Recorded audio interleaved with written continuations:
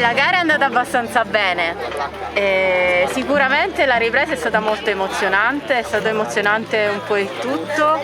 capire che comunque si va avanti, dobbiamo reagire e così abbiamo reagito. Per me è doppiamente importante perché è la mia prima gara in Fiamme Azzurre, finalmente l'ho fatta dopo questo lockdown e sono felice, ora siamo entrambi due Fiamme Azzurre.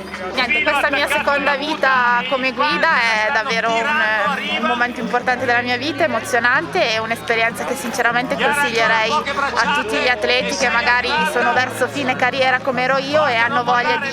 dare un po' della loro esperienza a persone che possono a loro volta darti tantissimo, farti vedere il mondo in modo diverso e farti riapprezzare uno sport che magari prima era solo competizione e non altro, mentre adesso è competizione, anche umanità e condivisione.